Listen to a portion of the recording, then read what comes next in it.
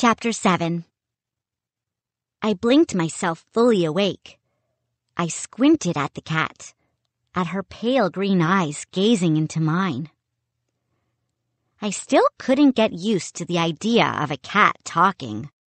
Her words sent a shiver to the back of my neck, but I said good morning back. I pulled on a pair of red shorts and an oversized white t-shirt, brushed out my hair, and hurried down the narrow, rickety staircase to the kitchen. Sean was already at the table, and Uncle Jim was serving him a big omelet. "Good morning, Violet," Jim said, motioning with his head for me to take my place at the table. His long white hair was unbrushed and fell in tangles at the sides of his red face. He had a gray sweatshirt pulled down over baggy white pants. "Lobster omelet on the menu this morning," he said in his booming, deep voice. "And sourdough toast. Aren't we the fancy ones? Bet you don't get this at home."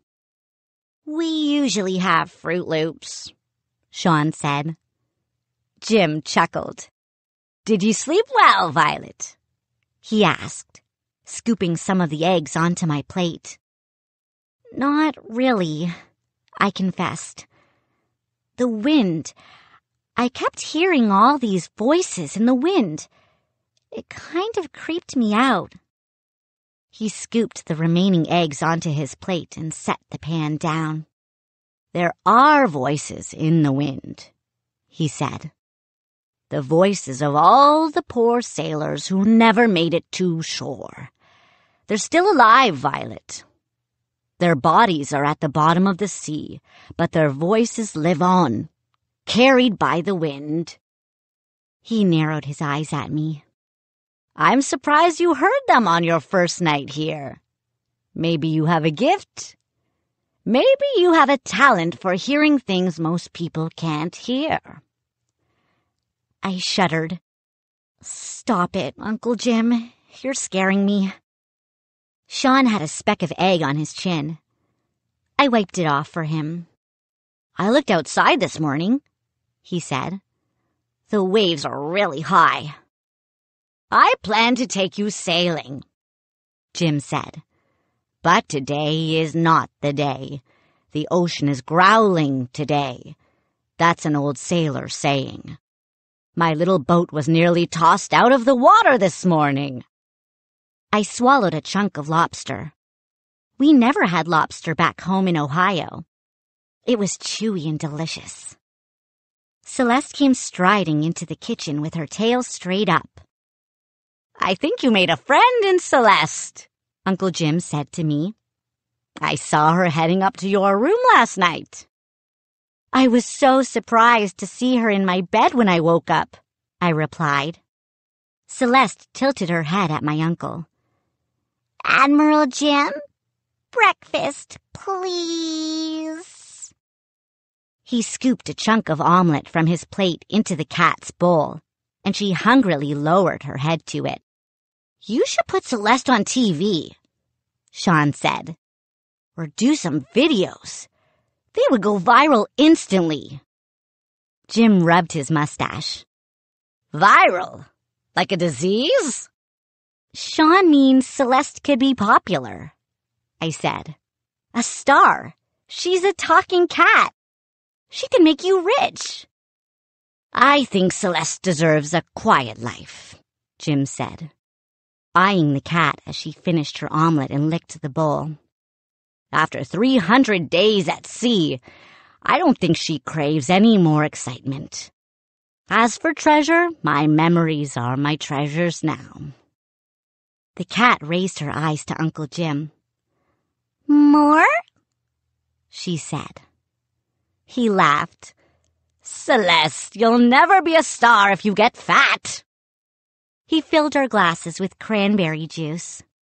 "I have to do some work on the lighthouse this morning," he said. "The lantern is in need of serious cleaning." He glanced out the window. "You two could wander down to the beach if you like.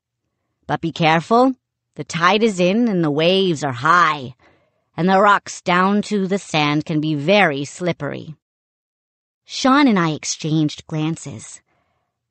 "I think we want to stay in and explore more of the house," I said.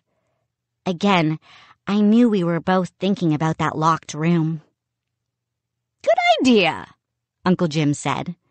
He drank his juice down in one gulp. "I should be back by lunchtime. Then maybe I'll take ye down and introduce ye to the water." Why were Sean and I so drawn to that forbidden room? There was so much to see in our uncle's house. It would take days to examine every shelf and collection and treasure chest. So many wonders to explore. But we were both drawn to that locked room as if it pulled us like a powerful magnet.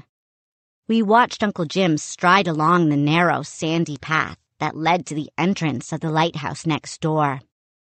We saw him pull open the wooden door and disappear inside. And then, without another word, Sean and I hurried down the hall to the back room. I pulled the chain and the ceiling light flashed on. My eyes swept over the 2 treasure chests in the middle of the room, the shelves of souvenirs and weird objects on the walls.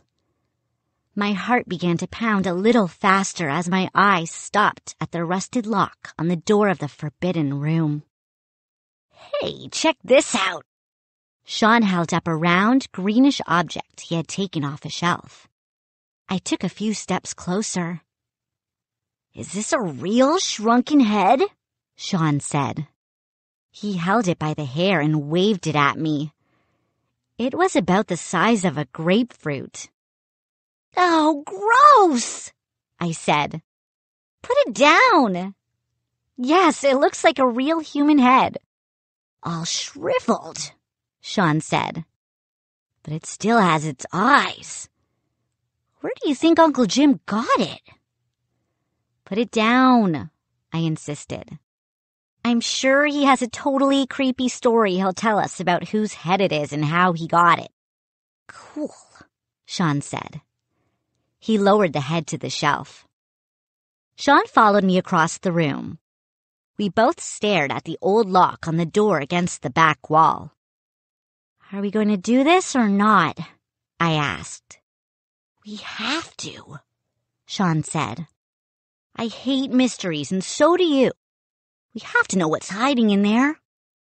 "We have one problem," I said. "We have to find the key." Sean scratched his head. "It could be anywhere.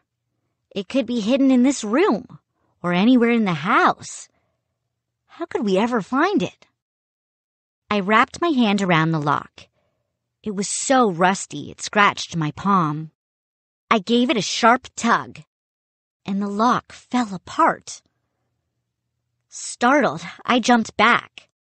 The old lock just crumbled in my hand. I tugged it off the door. Sean and I stared for a long moment at the rusted doorknob. Then I took a deep breath. "Let's do this," I said. I grabbed the knob, twisted it, pulled open the door, and gasped.